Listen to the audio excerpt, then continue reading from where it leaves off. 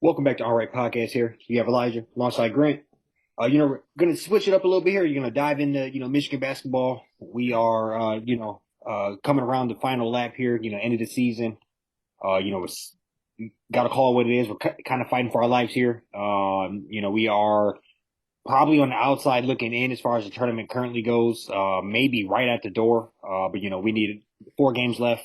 Rutgers, Wisconsin, Illinois, and Indiana, 3 of which are on the road. We're going to have to bare minimum, you probably need to go 500 on these. But I kind of want to throw it over to you, just to stay in Yeah, the season so far. I know we haven't brought this up in a while, but yeah, kind of what we talked about before, just a roller coaster of it all. Now we can, maybe catch our groove here a little bit in the end and kind of correct some things. yeah. No, I mean, that's like hit it right on the head as far as just where we're kind of standing with things. I mean, I think it's just tough.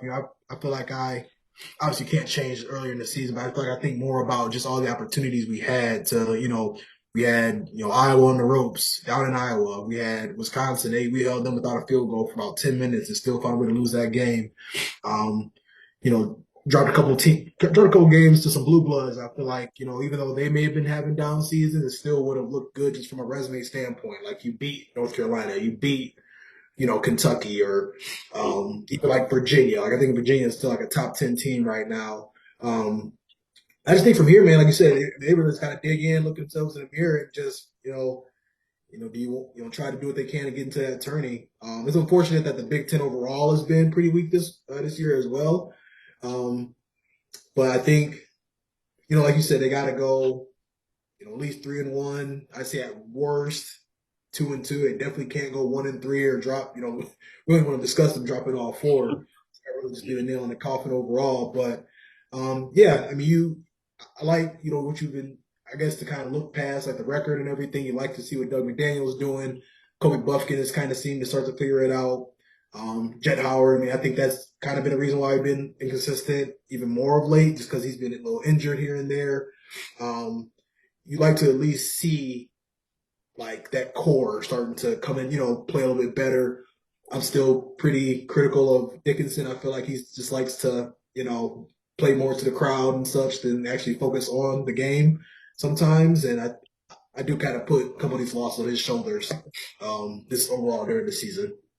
Yeah, no, I agree with you. Just to, kind of keying on that, I would say I think he is kind of this year in particular leaned into the antics a little more in Yeah, general.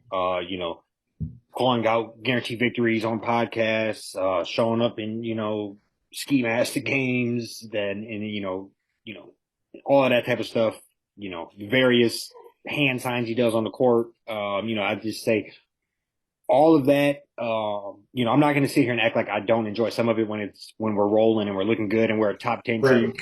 but it looks like the clown show when, we're fighting for our lives for a tournament, run. Some things, just don't look good on a bad team. And some things you can get away with a little bit more. I mean, you could say it's part of your swag if you're a top 10, top 15 team and you're chugging along with a real shot at, winning it all.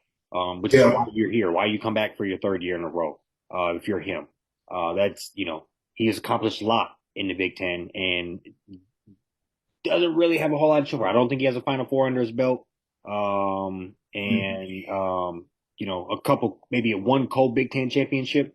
But as far as steamrolling and being one of the best Big Ten centers, which he really is, he hasn't really leaned into that. But as a whole for the team, it's very inconsistent. And right. that's our biggest problem is just we can't seem to put it together for a string of games or even 2 halves sometimes. It's just very sometimes hard to watch. But all that being said, we have had some blue blood backs against the ropes. We have had good Big Ten teams this year, whether it was Right. Iowa. I think we ended up blowing it in overtime, and so I don't think it was necessarily a 1 or 2 point loss. I think it turned out like a 11. 7 or 8 point loss, Yeah. but still overtime loss there. The Indiana a couple weeks back where, you pointed out that we was scoreless, like 6 minute stretch in that one, lost by a point or two. I think we lost by a point or two to Virginia, Hmm.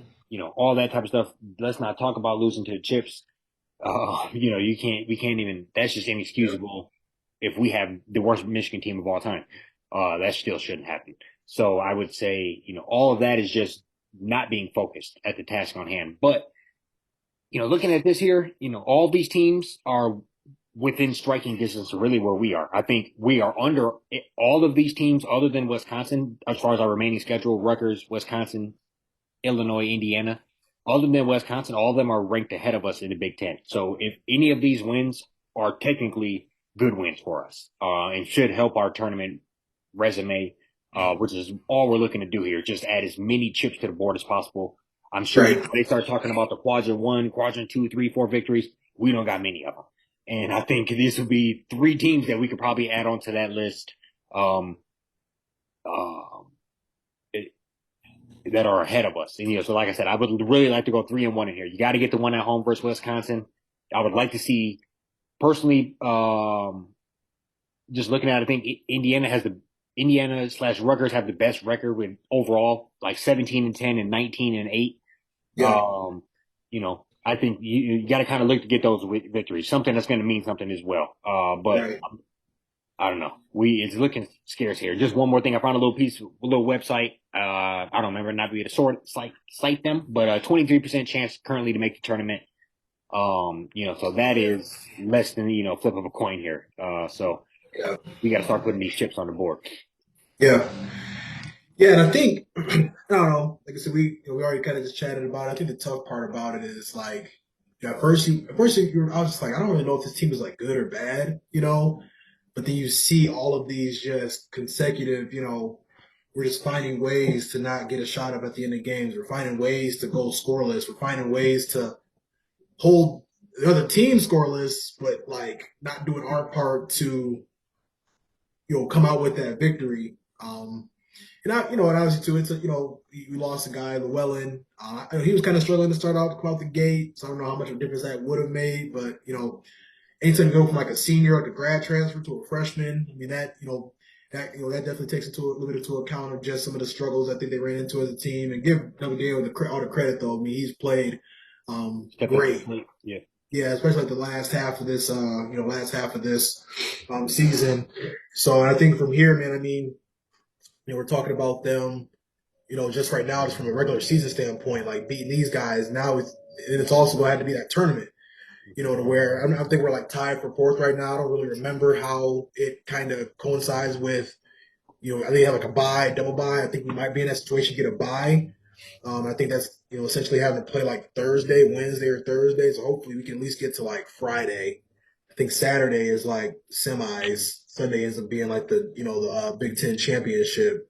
So we're going to have to at least, if you can get Indiana, that's, a ranked team, at least they're ranked right now, and then try to get, obviously win them all. But, hopefully we can have an opportunity to have a couple like ranked teams in the way that we can maybe knock one of them off to give, just to really bolster that schedule, bolster that resume. Because I feel like the schedule, I mean, I think we have like the 34th, 35th, like 40th best schedule in the country. So it's not, it's not like super hard and it's not like terrible. But I think if we can I feel like the magic number would be like 19 wins. We can go like 19-14, 19-15, something like that. I feel like we could at least position ourselves. Like Blue Bloods got in with that type of record. Yeah. So I feel like we can, position ourselves to at least have a shot at that first 4 in. Kind of playing on like the preliminary round to get into the tourney. Right. Like, yeah, I agree with those statements. So looking at it here, it's currently 15-12. Let's just say we can find a way to, thug it out and get 3-1 in that little stretch. So we have 18 and 13 at that point. Mm-hmm. End of the tournament, you can win the 2 games, call it. You're at 20-14. Yeah. Yeah, like you said, right in that ballpark. Or if you win 1 game, you're at 19-14. So I think both of those are veering in the right direction. You just gotta, you can't be that close to the margin there of that 500. You gotta separate yourself. Yeah. And I think a lot of these teams in front of us are tournament quality teams, and you have to prove you can compete with them game in and game out, because that's what they're looking for, is to put the best team, most competitive games out there. And I also think it's something about, putting it together late. We just beat State. That's a good win. State obviously isn't having the greatest season ever, but they're fighting similar ballpark as us. And for us to go ahead and get that dub versus them, they have a couple very good victories under their belt. Yeah. They're getting it done more consistently than we are. But we got that victory under us. And if we can kind of build on that momentum and keep that going with Hmm. these next couple of games here, I think that also the tournament, I forgot, like panel would kind of put that into play a little bit as well. Like, okay, since February, they are, 7-3 or whatever, Right. versus, whatever that might look like if we let the wheels completely fall off. So I Yeah. think, riding on that momentum of that state game, although they aren't having the greatest year themselves, they have a better tournament resume than we currently do. And, Hmm. and that would be one of our better victories. So Yep. that'd be, Yeah.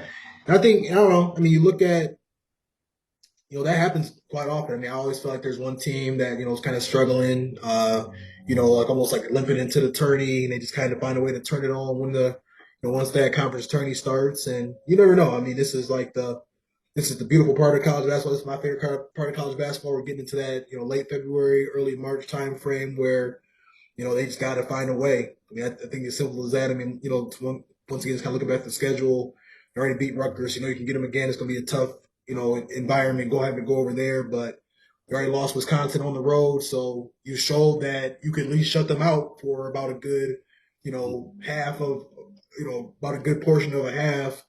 Was trying to get the job done there, and then Illinois. I mean, I feel like they've not kind of been the media more of just kind of being one of those dysfunctional teams. They got all these transfers, kind of tried to piece together something to where they got a little bit of a better record too. Like Big Ten has overall has been like average. So like I think all these games are winnable.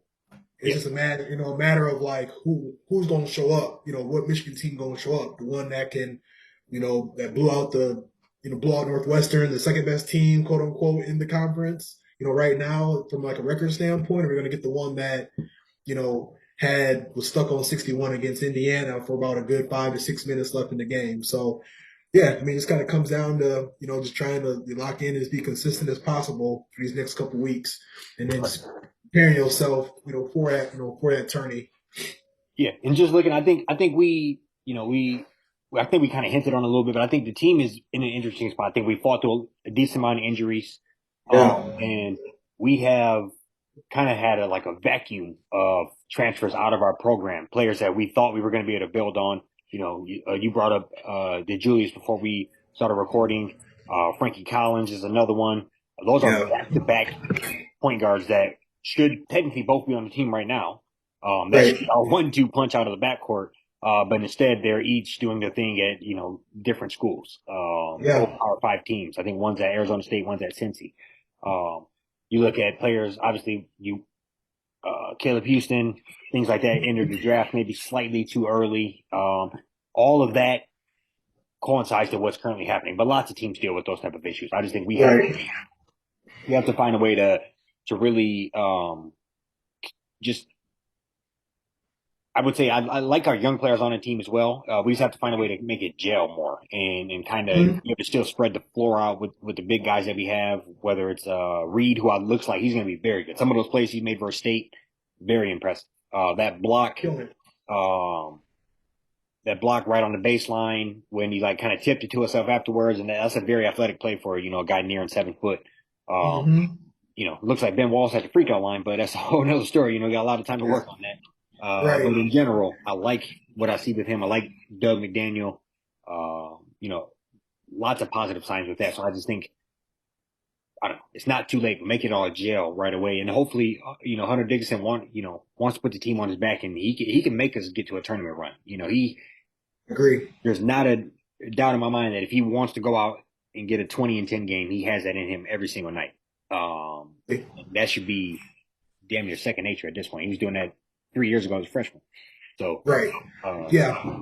yeah, Yeah. And that was just really gonna be mine. I feel like I know we haven't been talking about him a lot, but I feel like I've been pretty hard on Dickinson just because you watch it. I mean, Wisconsin game coming in with the ski mask on, he's yelling back and forth to the crowd.